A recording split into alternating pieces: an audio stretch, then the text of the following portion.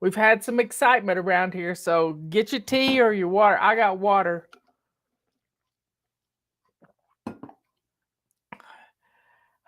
We it's just been a wild afternoon. Come on in.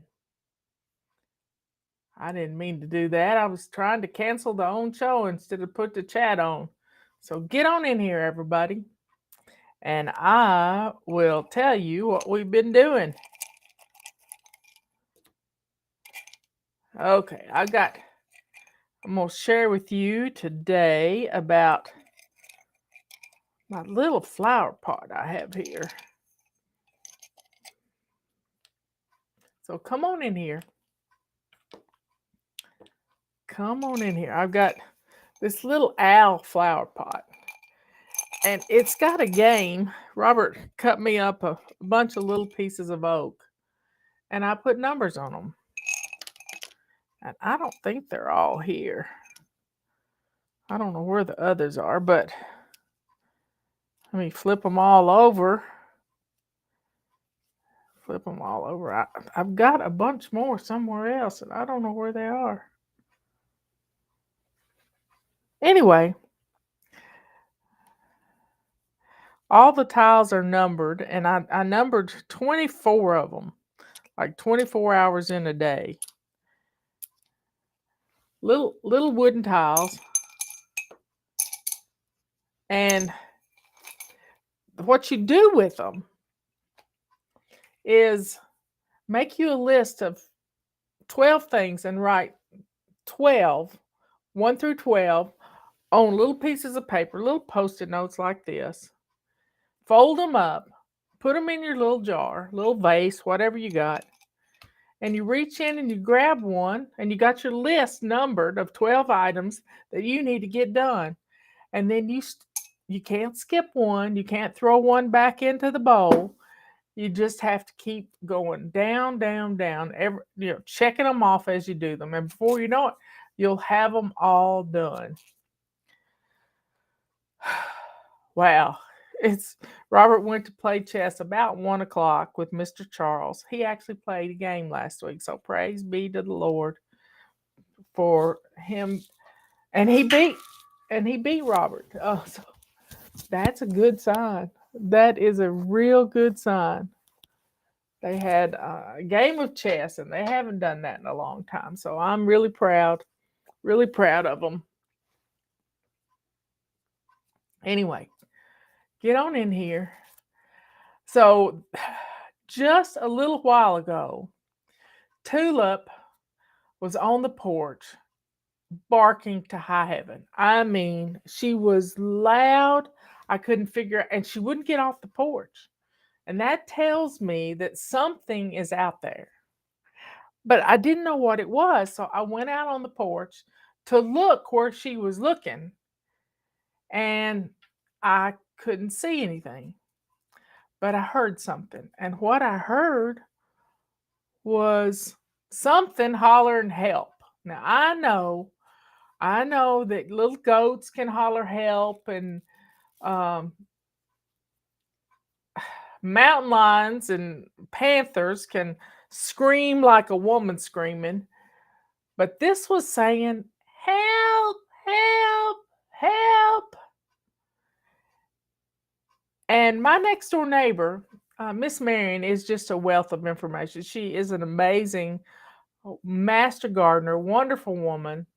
She's got 2 wild dogs, and they have a doggy door, which I would never have a doggy door, not at all, because um, we have we've had a possum in our house. We've had snakes and frogs, stuff comes in. But I would never have a doggy door. And Tulip kept her up last night from 4 o'clock in the morning until 6:45. Tulip kept her up. And I didn't know what Tulip was after. She didn't know what Tulip was after until I called her when I heard this sound, and it sounded like somebody saying help. And I went to the edge of the woods, and I looked down in the woods, and I didn't see anything, but I kept hearing it. So I hollered back, Hello? Do you need help? And nothing answered back. And I didn't hear it anymore. So I came in the house. And about that time, Justin called. And he said, Mom, you didn't answer your phone. I said, well, I walked outside and there's something hollering help in the woods. I don't know what it is. Where are you? And he said, I'm almost home. He lives about 30 minutes away from us, 45 minutes. And I said, something's out in the woods hollering help. I'm afraid it's Miss Marion's husband, and he has dementia, and he may have fallen. Yes, TG, you are correct. Skunk door or raccoon door, you name it. It could be um, what I'm fixing to tell you. And Miss Marion, when I called her, I said, Miss Marion, do you have your eyes on Mr. Hans right now? And she said, um, yes, I do. I said, well, good, because I'm hearing something down in the woods between my house and yours that sounds like somebody's hollering for help. And she says, it's a bear cub, and it's up in the pine tree right behind my house. And I said, and you know that for sure? How? And she said, I drove down there in the gator, and it's it's a bear cub, and I put my eyes on it. And she says, I'm calling the wildlife people. I said, well, you need to stay in the house. She says, I am, because I don't want Mama Bear coming after me. And I said, I've got Tulip in the house. She says, I've got our dogs in the house. And I said, let's just stay clear of it. Maybe Mama will get it. Well, our neighbor across the street, she had her garbage can ripped up, and her front porch furniture flipped over, and they've had quite a ruckus of disturbance at their house. And it's this mama bear, and it got my neighbor's dog the other day. The bear did. And Precious was the name of the puppy, Mr. Lyle's dog. It killed Mr. Lyle's dog, and it just broke his heart. Just broke his heart. And so this bear has been around, but this bear cub is up this tree, and it's hollering at the top of its little lungs. She says it's only about 35 or 40-pound bear cub. And oh my, you want to help it, but you can't help it. You can't help it, because Mama will get you. Mama will get you big time. So that was the excitement. That was the excitement. And then Miss Marion, she got a hold of the wildlife people, and they don't have an opening to rescue a cub. And she says if they find an opening, they'll call her back, and they'll come and get the cub. Well, it's just heartbreaking. There's nothing for the bears to eat right now. There's nothing at all for them to eat. The blackberries aren't they're just now blooming good. And it won't be until probably in late June before we have these kind of berries around here. Now, some people have some gardens, but they're getting bird seed, and that's how they're surviving on this stuff. And they come out of winter hibernation when these bears were born. Uh, and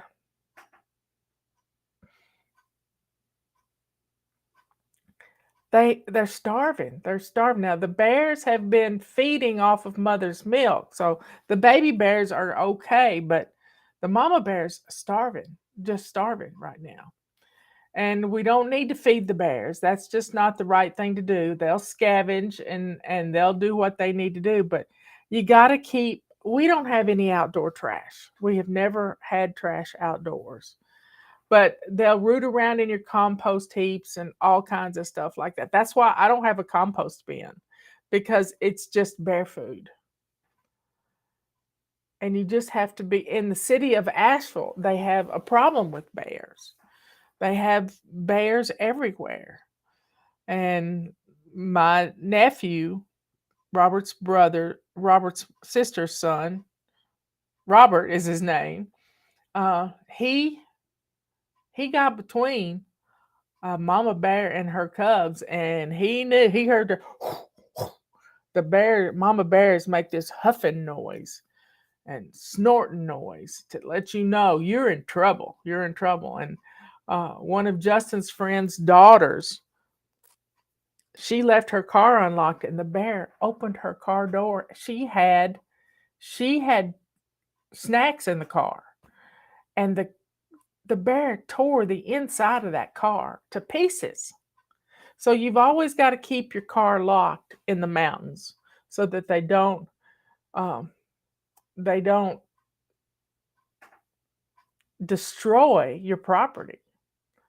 Now, we have seen one bear at our house, and it was about 3 years ago, and it was a yearling cub had climbed up a tree beside our deck, and we had, oh, it's probably longer than that, probably 4 years ago.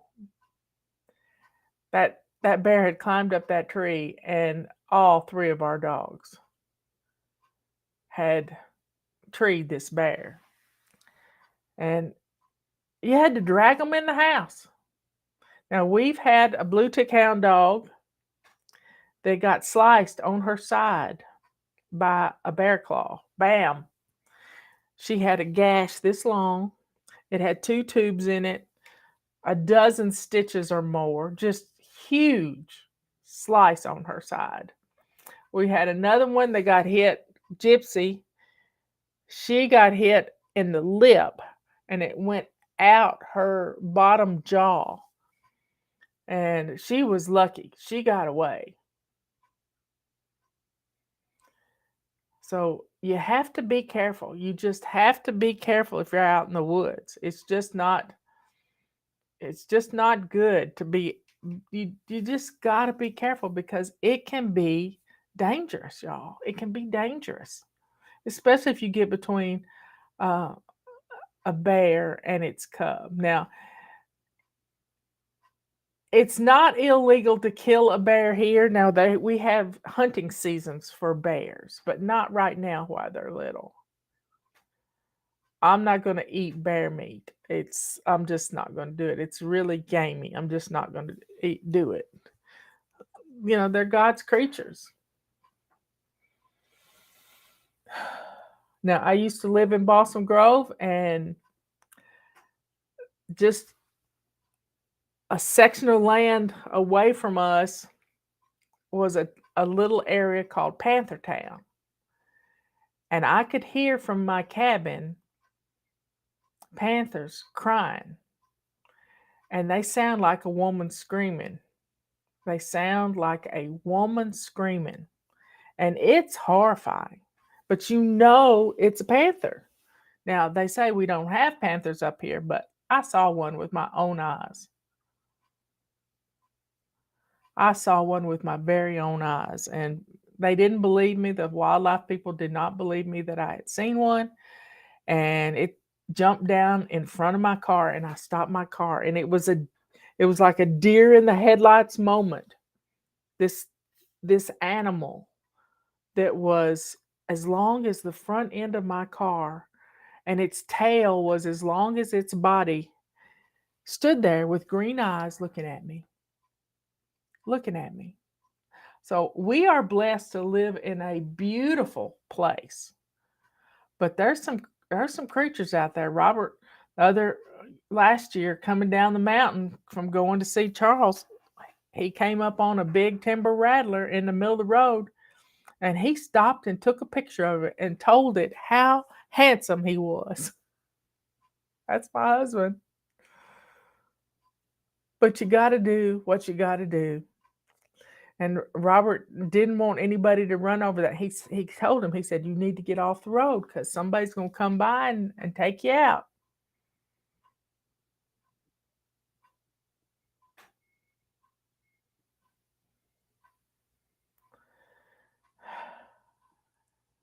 So, folks, be safe. We've got a big sale going on. I just posted it. It's we got a 45% discount with Get Ready, and that coupon code is going away when we get the calendars in. And we just have to be ready at all times to help out. I was ready to go down in the woods and try to save Mr. Hans if that was him. But I was going to call Justin and Jack. I had backup plans so somebody would know where I was going. And Miss Marion had already been down there, and I could have run across. And Justin was fussing at Mom, you can't go running out in the woods when you know a bear's out there. I know that, son. I'm not going out there. Tulip's in the house. It's all good.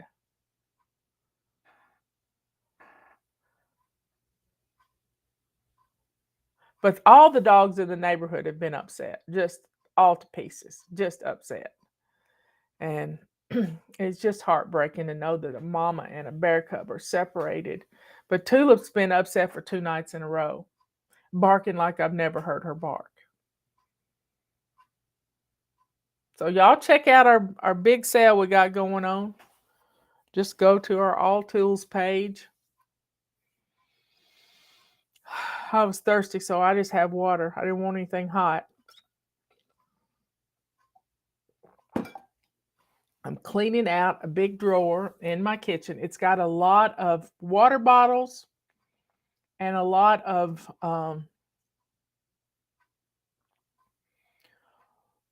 jars, canning jars that I save. So I'm going to find a new home for the canning jars because the bottom's about to come out of this drawer. So much weight in it. It's got my backup coffee pot in there and my backup single-use coffee pot that's a little espresso machine that we've had for years that I got off of eBay. And I'm just going to clean it out a little at a time. I've got all the I'm going to run all the jars through the dishwasher again. Get them good and clean and bag them up.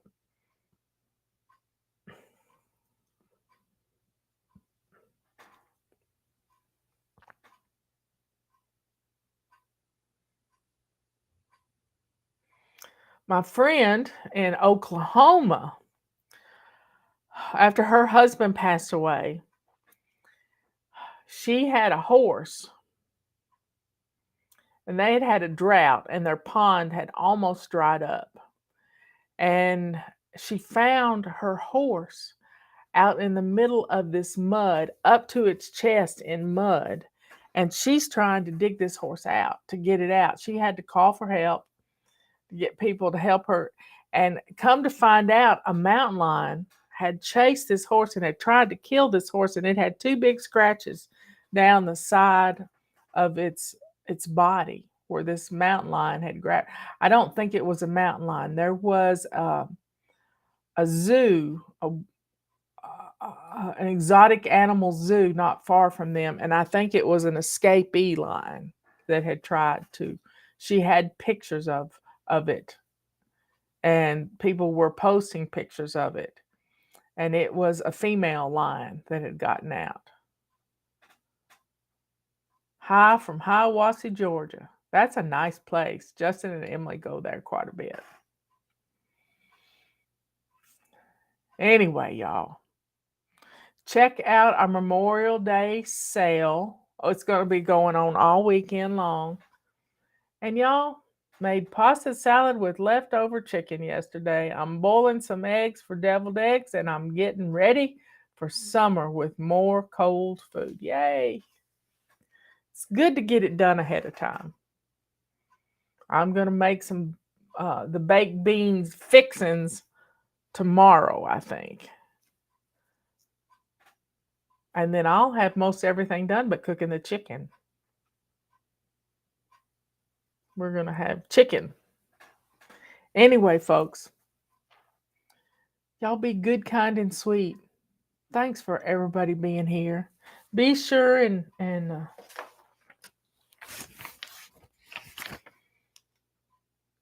give us a thumbs up, subscribe. We got 87 people in here. I'd love to have 87 thumbs up. But subscribe and share. I need to put share up there. But subscribe and share and give us that little thumbs up, and that will help. That will help with defeating those horrible algorithms. So be good to yourself by letting somebody know where you're going. Always let somebody know where you're going. Even if it's just a town, just make sure you leave a note and somebody knows where you're going. Going to the grocery store. Be kind to others by being aware of your neighbors. Mr. Hans is not, he's in good health, but his mind is not quite right. So, you know what his lovely wife did? She told him, she says, I'm putting a tracker on your belt. Now, he can't wear his pants without a belt. So, this tracker is on his belt. And when he gets out of a 400-foot range of her, the tracker sends her a notification.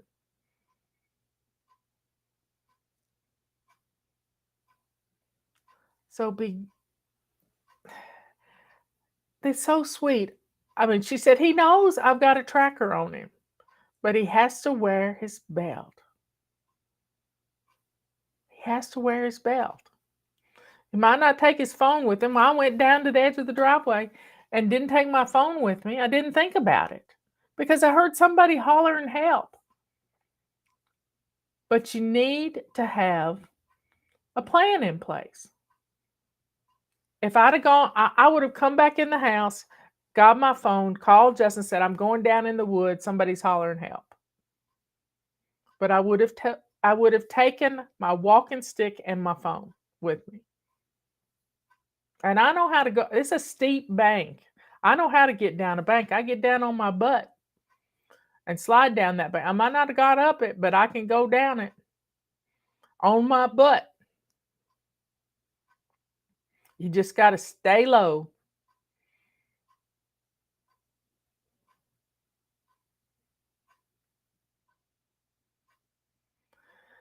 So, y'all, be good, kind, and sweet. Let that sweetness from the good Lord just overflow. Share your testimony with the world. Let them know who you are, that you're a child of the Most High God. Peter, I saw your late night show last night. You really look happy, young man. You really look happy. I am so proud of you for listening to the good Lord and taking your leave from New York, because you are in a good place. Now, you might get some rough weather there in Arkansas, around Waldron, Arkansas, but you look happy, sir. You look happy. I'm really proud of you. So, y'all have a good day, as Peter says. And, we're thankful for everybody that's on here and for the testimonies we've heard.